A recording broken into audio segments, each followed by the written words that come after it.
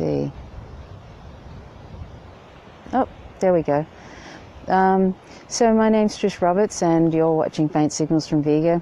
It's been a while since I've been, it's been about 3 weeks since I've been on Real Progressives doing a talk, and I wanted to wish everybody a happy 2018. And since I last saw you, I think there was a marriage equality vote. Well, it was a postal survey, really. It wasn't really a vote. The Conservative government here decided to do a postal survey and try and bring in as much bigotry as possible in Australia. And Susan says, "Hi, Uppy, it's the middle of the night, are the Russians attacking?" Yes, I know it's probably a weird hour, but living in Tasmania, that's what happens sometimes. I tend to sort of do things when I can. I've been very busy with the land and doing other things. Summer's fairly busy for me, so I haven't been able to do much in the way of live streams in the last 3 weeks.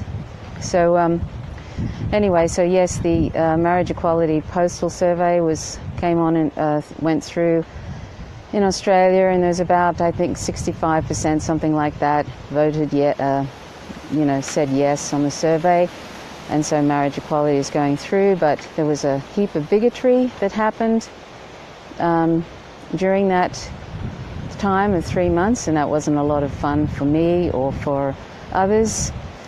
But anyway, that's come to an end. But anyhow, and then of course there was the holiday season, which can be a little tricky if you're vegan. It can be tricky because, even though every day there's animal products being consumed and animals being used, the holiday season, people tend to celebrate over turkey flesh and all this sort of thing. Everybody is celebrating, and they're not vegan, so they're, eating and wearing and using animals. And during that time, of course, sometimes the very existence of vegans can be seen as a kind of being a killjoy.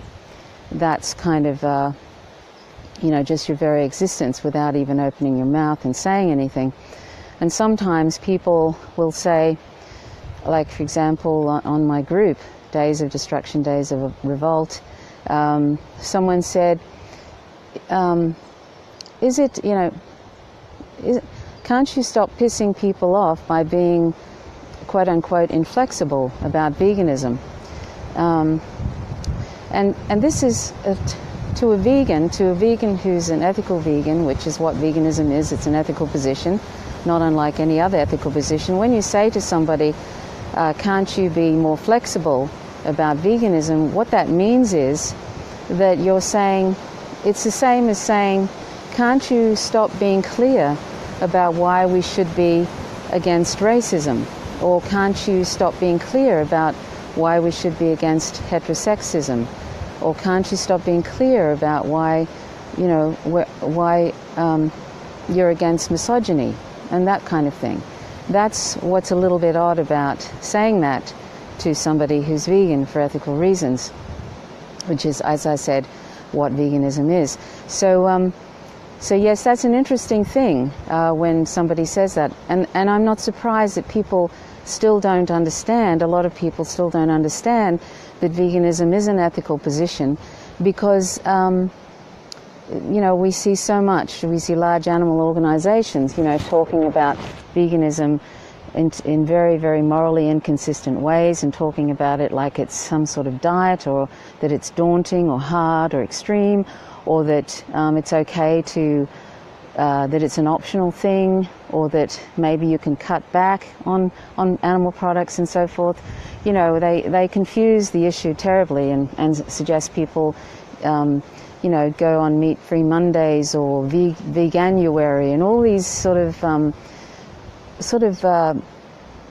they're just fads and ways, in some ways, that of not being clear and being able to basically appease a certain very confused position because it's easier. It's sort of a low level, a low watermark really, a low level thing to reach for.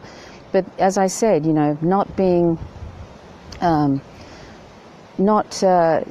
like any other ethical position, we don't suggest that people only be, against racism 3 days a week and the rest of the week it's fine to be racist. And the same with veganism. We don't suggest that animals be used in quote-unquote better ways. We don't suggest people cut back on using products of violence.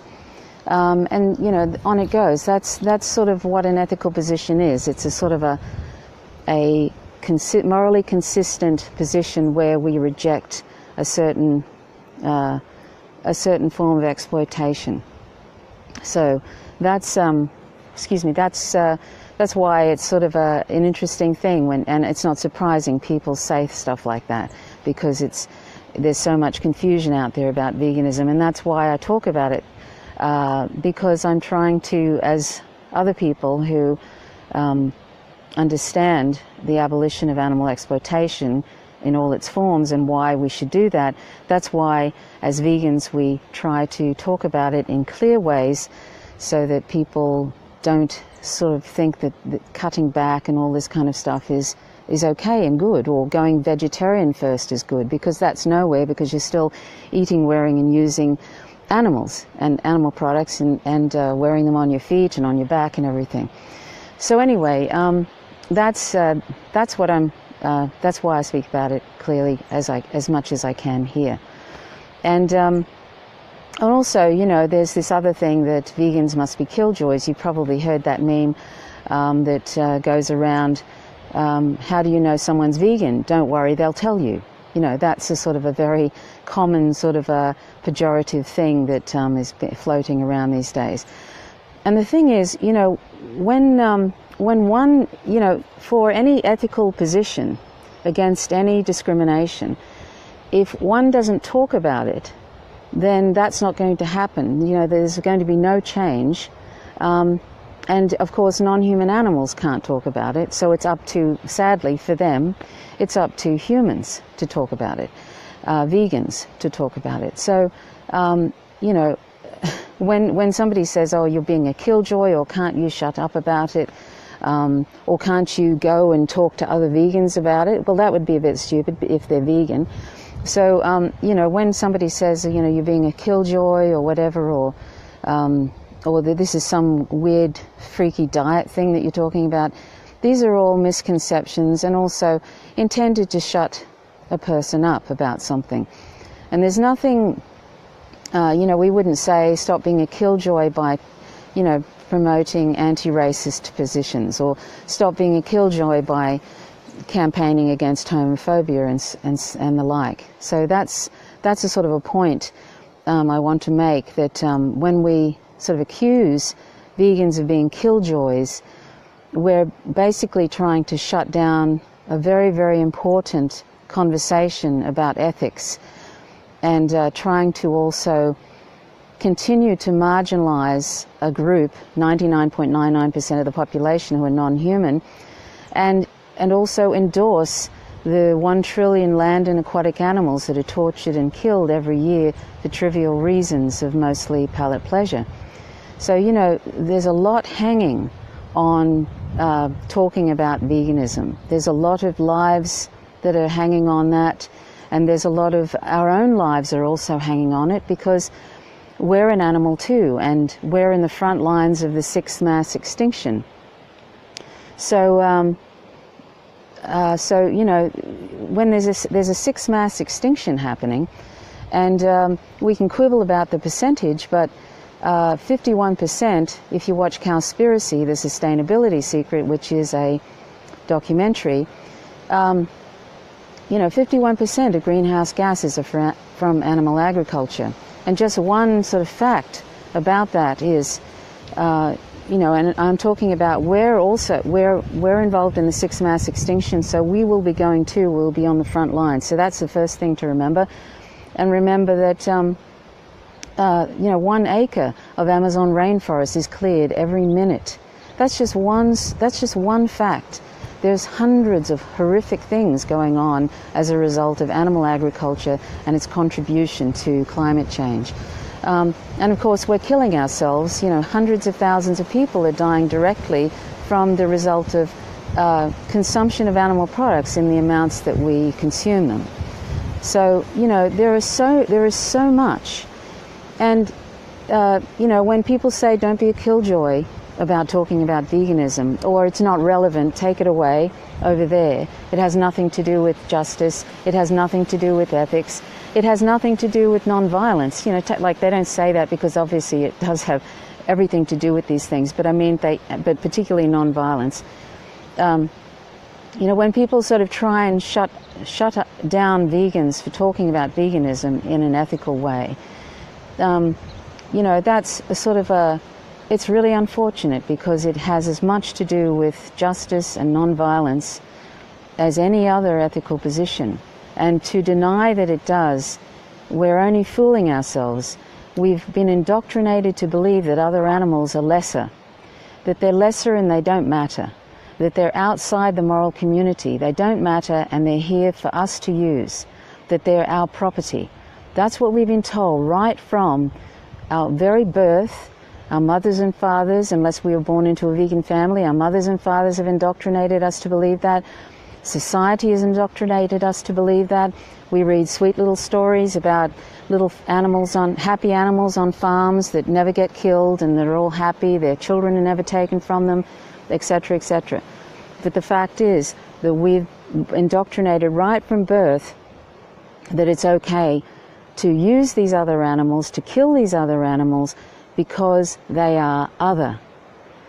And where have we heard that before? Because they are other.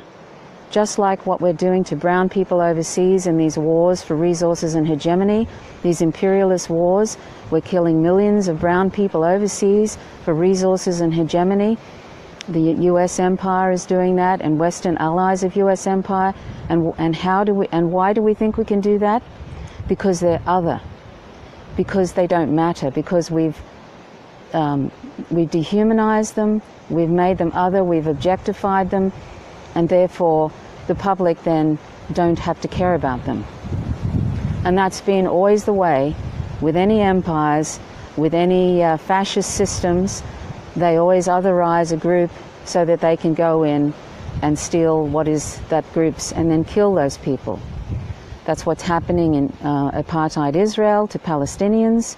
They've been otherized to the point that unfortunately, many citizens in Israel think of them as animals, in quotes, literally. So this is the danger of otherization. Otherization is responsible. Our discriminations are responsible for so much violence and death. And to pretend that non-human animals don't matter and that their otherization stays in a vacuum and the violence that's associated with that stays in a vacuum, we're sorely mistaken. And let's just think for a moment now that, you know, to continue to vilify vegans and call them killjoys, or that this issue doesn't belong in, you know, it doesn't belong in any sort of justice and non-violence setting, you know, is denying all of that. But it's also, veganism at this point is no longer a fringe philosophy. And we may as well get on the right side of history and sort of start thinking about this issue seriously.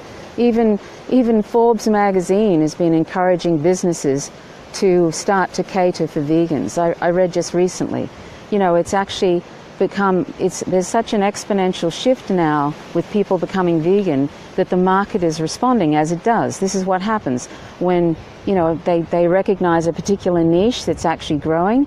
As in a capitalist system, they always want to exploit that niche, and therefore they're starting to cater more and more and encouraging on mainstream corporate, you know, magazines like Forbes to, you know, for businesses to start embracing veganism and stop seeing it as some fringe thing to be ignored. Now, I don't care really about the capitalist thing. It's a problem, but, you know, I'm just sort of trying to indicate that, you know, veganism is no longer a sort of is obviously no longer a fringe in a fringe, and it's something that is unstoppable at this point. And so, you know, if we you know, it's something that, you know, any truth, you can't sort of stop a truth from coming up and eventually seeing the light of day. You know, it's just like with MMT. Eventually that will take hold because, you know, it's an economic macro reality, it's an economic truth, and that's going to take hold, and you can even see it, even in the very short time I've seen it being discussed. I've seen an exponential shift already of people taking notice and not thinking it's some sort of weird theory. You know, it's something that is real, that can address neoliberalism and crush it and can change people's lives. So this is the same with, you know, veganism. It's affecting, it will, you know, it's taking hold at that rate. And so, you know, it's good for all of us. It's good for us in a justice sense, in a non-violent sense. It's a first step to a non-violent life in a way.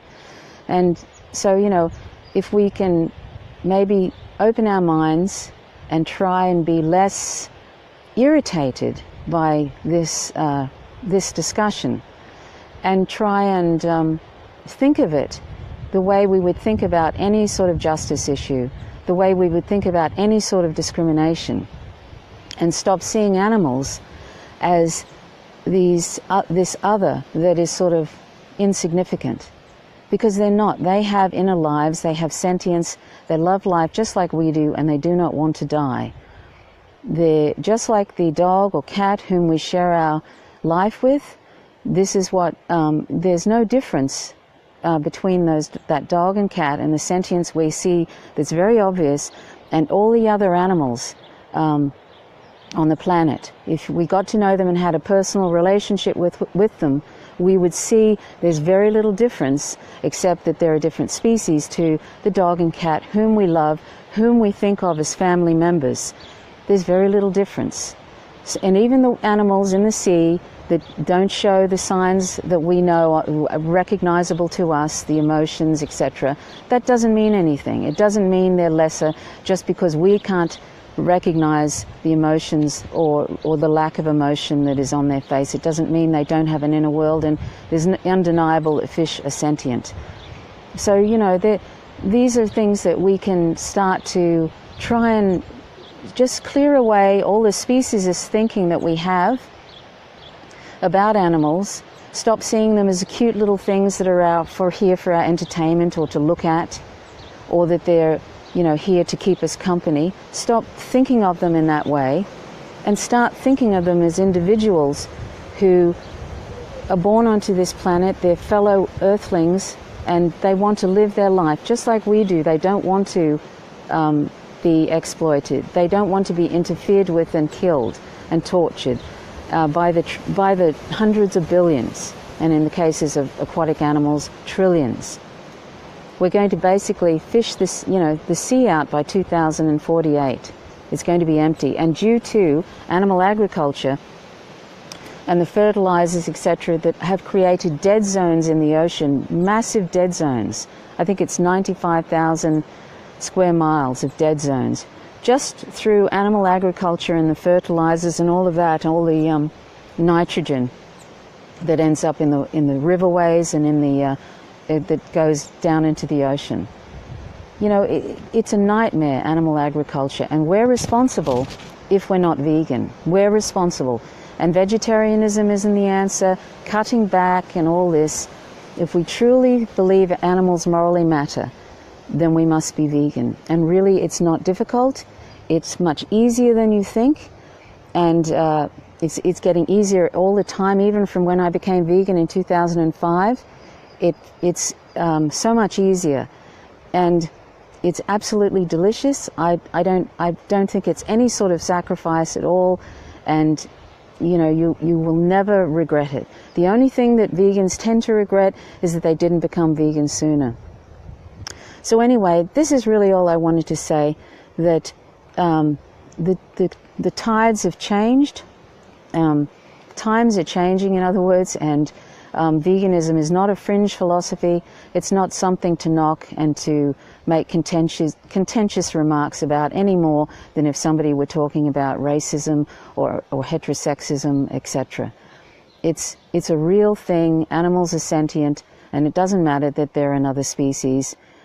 You know, they're just like us. They just have different likes, different abilities. Doesn't make them lesser, doesn't make them better. Just like we have different abilities, doesn't make us lesser or better. We can't swim underwater without some assistance. We can't fly in the air without some assistance. Other animals can. It doesn't mean they're better than we are either. So let's try and open our mind, and let's try and stop seeing veganism as some sort of weird diet and all the other confusions that are put out there by mainstream media and by large animal organizations as well, because they constantly promote the idea that it's morally acceptable to exploit animals as long as it's done nicely, as long as it's done quote-unquote humanely. And I've talked about humane, what's in a word. It's a video, a live stream I did on Real Progressives about 4 months ago. I invite you to check it out. I'll put it in the information section. Humane, what's in a word? Humane is just a myth. It's just a scam to sell animal products. There's still lots of torture involved in it. But even if it was fabulous and nobody was, hurt in any way, it would still be wrong, because they're sentient, they're moral persons, just like we are, and they don't want to die. Anyway, so really that's all I wanted to say. I hope that 2018 is everything you wish it to be, in a good way.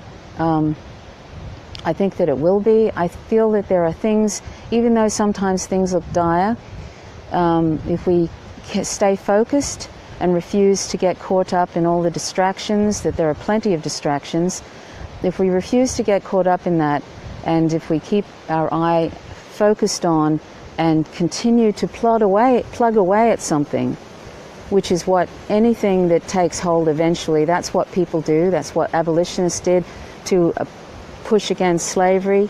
There was only a small few, and then it exponentially grew. People probably thought they were killjoys too when they wouldn't get on board with what's wrong with you and not wanting slaves or wanting to end slavery, that sort of thing. I mean, veganism is as important as any social justice movement. So, but if we keep plugging away at everything, whether it's MMT, things that have truth in them and that will change people's lives for the better, change non-humans' lives for the better and human lives for the better, and the planet, that's what veganism is, that's what it will do. And so I invite you to please check out my podcast, howtogovegan.org. That's howtogovegan.org. Check that out, and it's got a lot of ethical information and also nutrition stuff that you probably won't see everywhere. So I invite you to check that out. You can listen to it whenever, whether you're walking, whether you're waiting in a dentist room, or whether you're on a treadmill. You can listen to it anywhere. howtogovegan.org. I don't make any money from it. I don't make any money from vegan education or any other sort of education efforts. It's all because I want you to go vegan, and because so many lives depend on it. So thank you so much for watching. My name's Trish Roberts. You're watching Faint Signals from Vega. To all of you, happy 2018. Till next time. Bye for now.